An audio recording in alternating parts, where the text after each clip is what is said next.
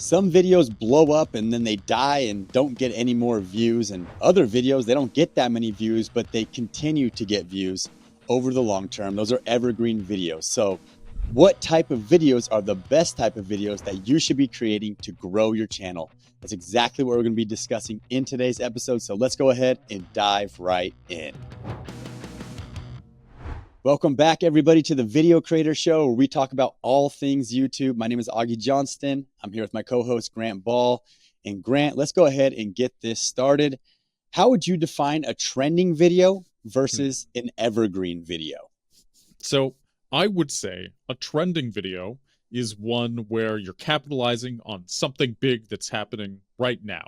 Whereas an evergreen video, you're just making a video about something that will be forever interesting. So a trending video might be maybe even something about the news. If you're covering a big news story, Joe Biden did this, Donald Trump did that, that would be a trending video. Whereas evergreen is more like, I don't know, a video on it, planting carrots, how to plant carrots. Like you're forever and always, somebody is going to be searching for that video, but like it's never going to explode into the stratosphere. It's not a trend. It just is not going to be a trend ever, but always going to be some demand for it. So that's the short answer, I guess.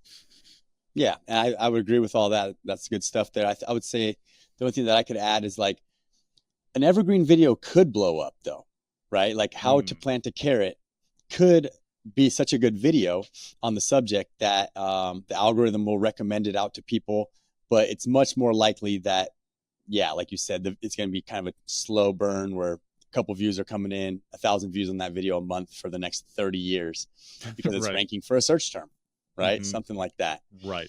I will say that with me and my content, I had a basketball training channel called Baller Bootcamp, and it was pretty much all evergreen content that I was posting. How to shoot a basketball, right? That's still getting searched to this day by a third grader that learned how to play basketball. Now he's in fourth grade.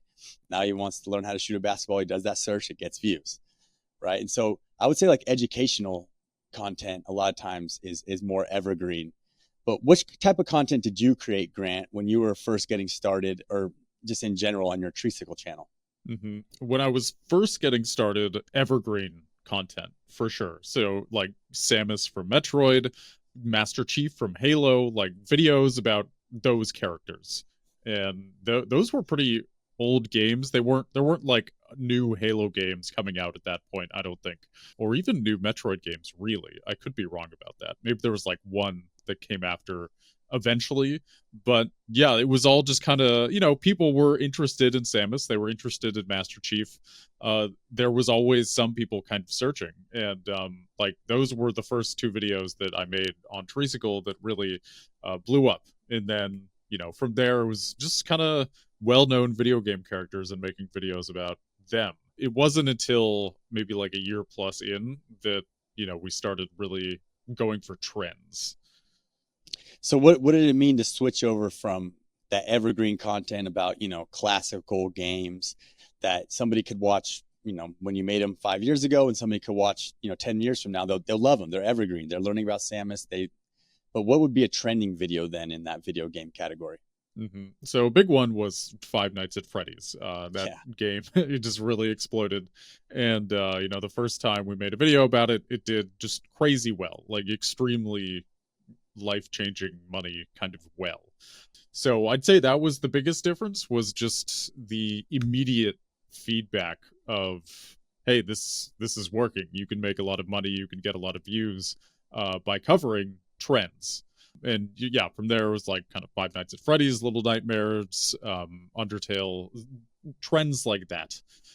And it felt like, I guess it also felt a little more stressful because you kind of have to keep up with what's going on. You have to be aware of when a game is coming out, and then if it does come out, you want to hit it as soon as possible. I mean, theoretically, right? So yeah, it just, the views were a lot higher, but it was also more stressful. Ultimately, was it worth it? Was it not? Kind of open to interpretation. Yeah, and that's something we're going to talk about too, right? Because you said it blew up, you got a whole bunch of views, probably got a whole bunch of new subscribers, Yeah. and like, is that good for your channel? We're going to discuss that here just in a few minutes from now, but let's just bring a little bit more clarity to, trending videos versus evergreen. And like I said, evergreen are videos that you can watch them today, you can watch them 10 years from now, and they're still going to get value from them. They still make sense. Hmm. And then trending ones would be more like news related, right? So in the basketball world, I could make a video how to shoot a basketball like Steph Curry, and that could be an evergreen video that would still hold weight to this day. Or I can make a video on like how Steph Curry scored 45 points versus the Mavs, right? And the game just ended. It's more trending because people are up there looking for the score for the Mavs Warriors Hmm. game. They're whatever. They want to see Steph Curry highlights from that game where everyone's excited to learn about that game right now, but in 10 years from now, no one's going to care about some random game where the Mavs played the Warriors and Steph Curry scored 30 points. But for the next few weeks, people are going to be looking for that. So that's kind of the difference there. Is there anything else, Grant, that you would add to Hmm. the whole idea of trending news related videos versus evergreen? I'm glad you made that distinction there of, trends tend to kind of live and die. There's a stark difference between like a true trending video and like a true evergreen video. Um, Anything to add? Just, I guess, trends, I think it's more work up front, kind of keeping your ear to the ground with things. So I would say the only thing to keep in mind if you're going to go into a space and you want to cover trends, I would make sure it's a space that you actually enjoy following, whether that's basketball or video games. Like it shouldn't, in my opinion, feel like too much work to keep up with what's going on in your space. So that you don't constantly feel bogged down like, oh, I need to check Twitter. That can be really stressful. So just make sure that you're into the space that you are in if you are going to cover trends, or not just into it, but you like the conversation around it. Yeah, and you made a good point there too about Twitter or X, right? It's a great place to spot trends. That's normally where things start to trend is on Twitter, but also too just on opening up your YouTube homepage. You're gonna start to see trends there. You'll notice, oh look, you know, uh, this financial advisor is making a video about the stock market crashing, and this other guy's making the same video, and he's making the same. Everyone's making the same video, and that's an example that I've seen common where financial advisors, once the stock market crashes, they're all making these videos. Oh, we're in a depression. Oh, depression's about to start, and those videos always get clicked on, right? Because it's a little bit scary that we're going to start a Mm-hmm. depression. The stock market's down. People want to know, but also people are just they want to know what's happening with the stock market. So that's why news is good. So let's talk a little bit about the pros and cons now. So what are the pros of trending videos, of creating Mm-hmm. trending videos? Well, the biggest thing is just you get more views immediately, generally speaking.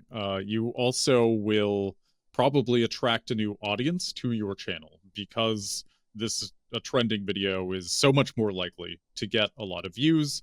You're going to get an influx of attention to your channel, not just that one video, but probably to the rest of your channel as well. I would say that is kind of the end of the pros. Obviously, money, like with more views, if your channel is monetized and you have a way to make money off your channel, you're probably going to make more money in the short term, keyword short term, by covering trends. Those are the pros. Um, the cons of covering trends. We already talked about kind of the upfront work of always keeping up with what's going on, but I'd say more importantly, a big con is the attention that you get tends to be very shallow. You're not necessarily going to attract a loyal audience by covering trends. And you're not necessarily building a core audience by covering trends. When you're constantly searching for the next big thing so that you can cover it, you aren't necessarily like cultivating a core viewership. You're kind of just this guy who is following the shiniest light that you can. So yeah, the shallow attention I think is a big deal. Like you can end up, so for instance, like why is it bad to get shallow attention? with YouTube, the way YouTube works. So let's say you cover some trends and you get a lot of views and you get a lot of subscribers. Um, and then that trend goes away. Now you have all these subscribers, but they're not tuning into the rest of your videos. So you can end up with sort of a quote unquote dead YouTube channel where you have all these dead subscribers. They're not watching things. That generally is not what YouTube wants to see from your channel. If you have all these subscribers who aren't engaging with your videos, that's going to hurt your future videos. So yeah, this shallow attention can be very fleeting. So that's something to really be aware of, is like, how long is this trend going to last? Are there kind of similar trends that you can hop on? You have to kind of be aware of the dangers of this shallow attention.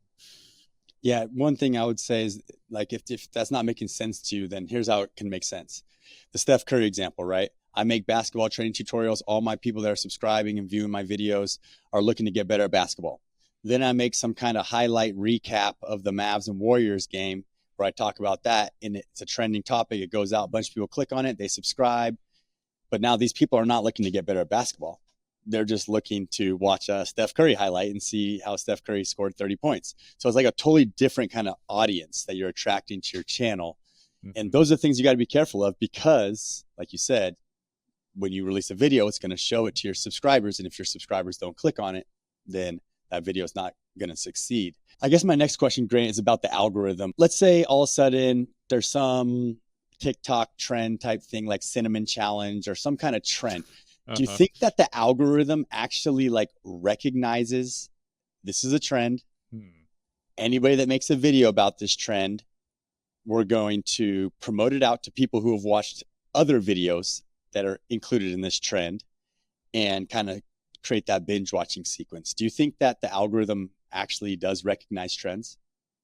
I do. I think the algorithm is good at recognizing keywords, and I know we've made kind of episodes about this in the past. But if somebody watches a cinnamon challenge video, the algorithm is going to ask itself, like, what are similar videos to the cinnamon challenge video that I can show this viewer?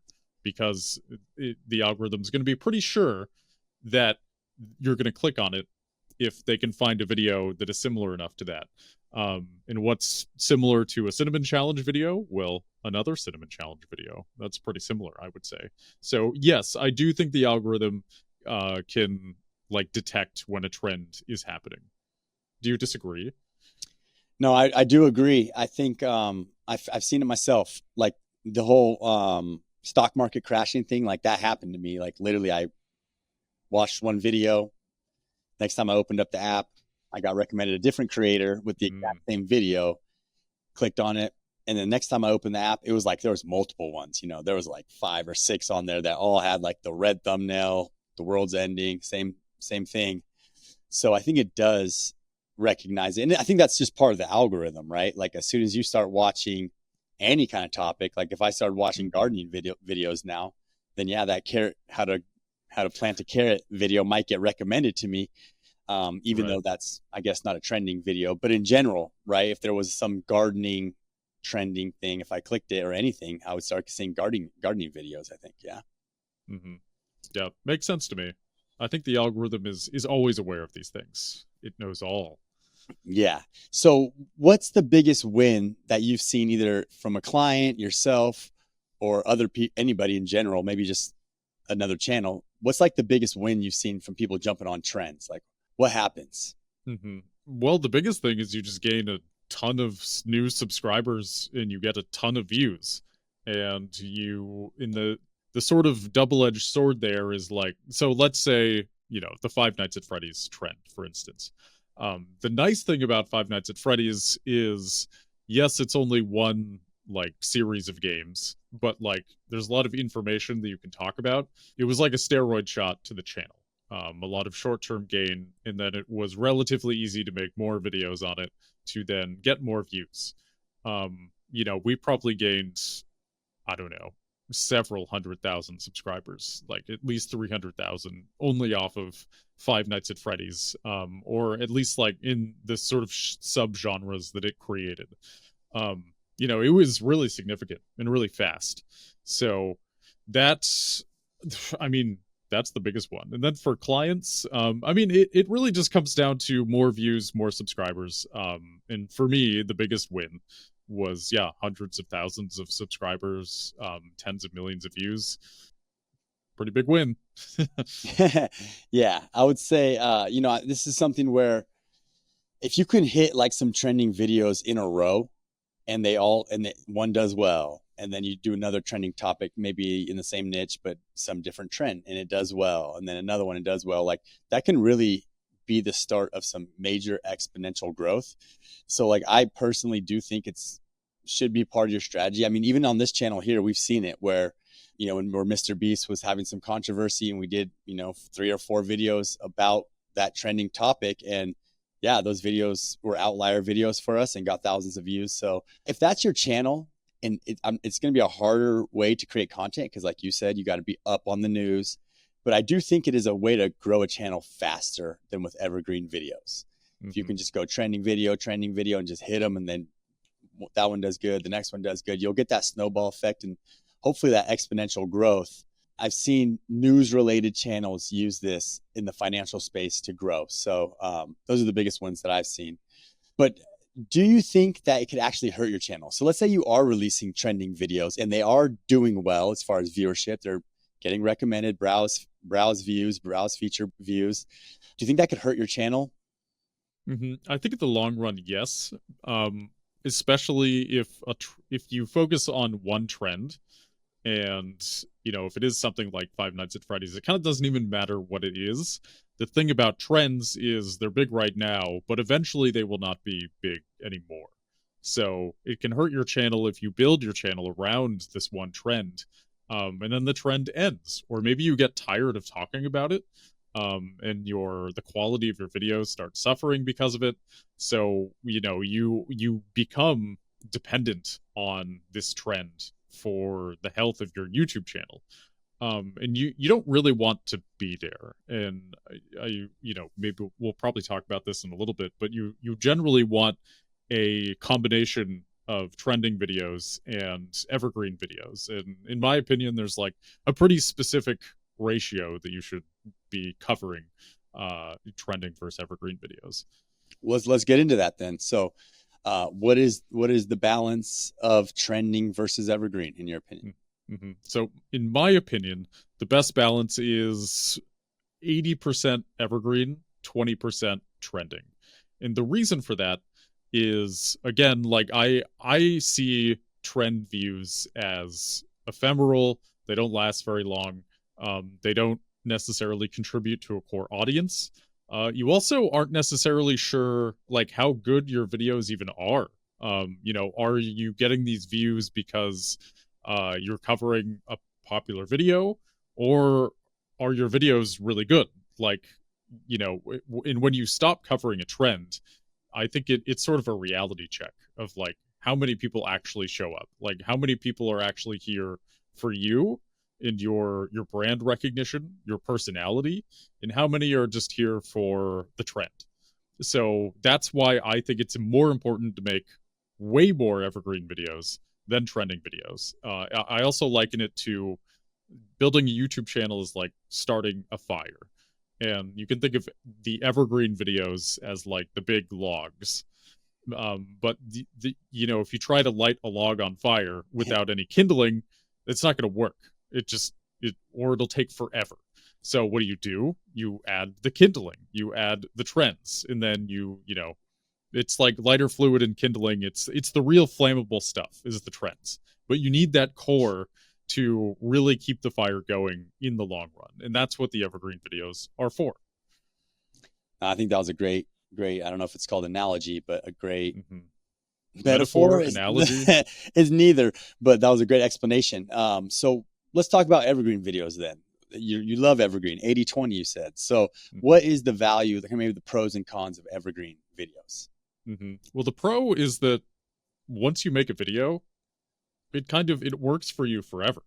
Like I have videos that I released 10 years ago that are still getting views today, and I'm getting paid for those videos.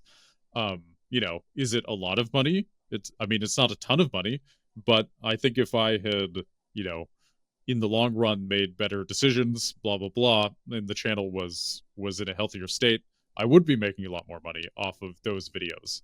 So now I'm kind of relaunching the channel with a different philosophy in mind.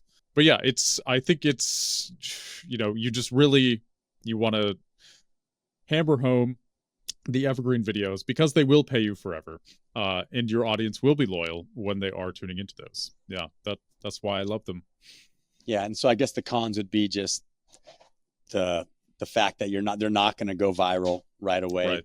But like I said, they could get recommended by the algorithm, right? Just Mm-hmm. because it's an evergreen video doesn't mean if it's a good video that has all the great metrics of click-through rate, average view duration, and all that, then yeah, it could get recommended by browse features and, get suggested out there. But it's more likely to, if it's a good video, rank for a search term. That search term gets, let's say, 10,000 searches a month. Let's say your video is good enough to be, the fifth ranked video.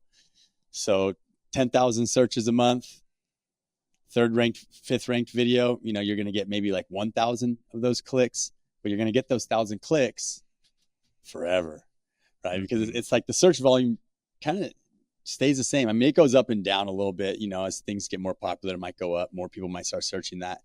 Or as I guess less popular, it might go down a little bit. But the thing is, you're getting consistent views over time. Yeah. So do you think that this whole evergreen strategy is something that people still are using to this day? It seems like from what I see, most people are kind of really just going hard on trending videos. Do you see Mm-hmm. it? Do you see evergreen?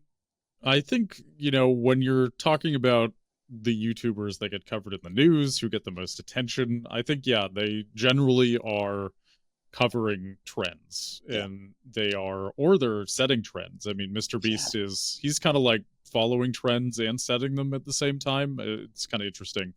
But I think generally, the people at the top are probably following trends, as much as humanly possible, but they generally don't stay at the top for very long, at least doing what they're doing.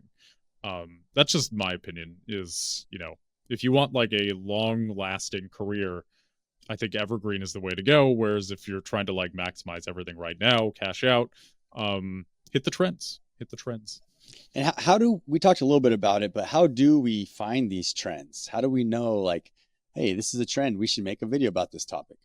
Hmm. So I think it depends on your niche. So I mean, if your niche is politics, then you just kind of need to always be on Twitter, X, and just kind of watch the news. You'll know that. For me, video games, that sort of depends. Twitter can also be helpful for that. Nintendo Directs can be helpful for that.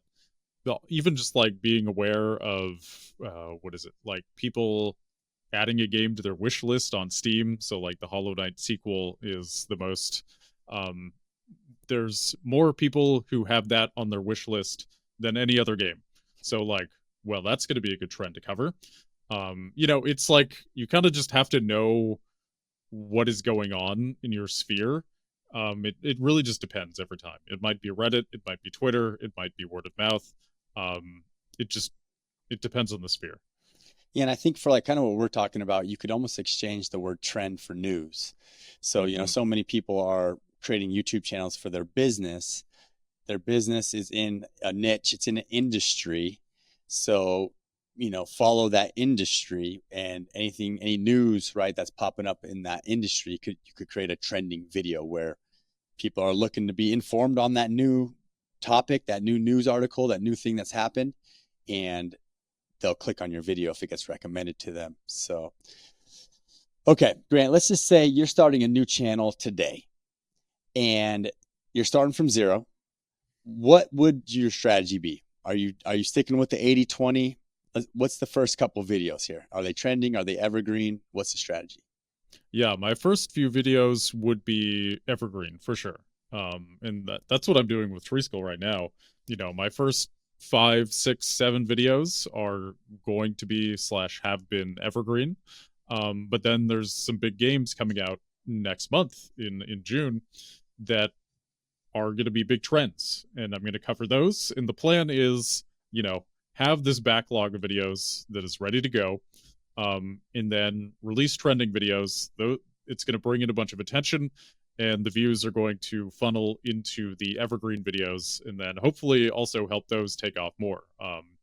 Some of them are already kind of a slow burn, slowly accumulating views.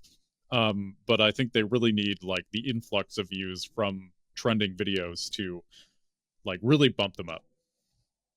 Yeah, and what Grant's talking about is those trending videos will pop, hopefully get, a large amount of views quickly, and then if people like it, if the metrics are there, they're going to get recommended those evergreen videos after that, where, you don't want to get recommended a trending video that happened 1 month ago that no one would care about, because if that got recommended to me, I'm not going to click it because that's a thing of the past. Where if it's an evergreen video, I'd say, oh yeah, that looks interesting, and I would click on it and then start that binge cycle.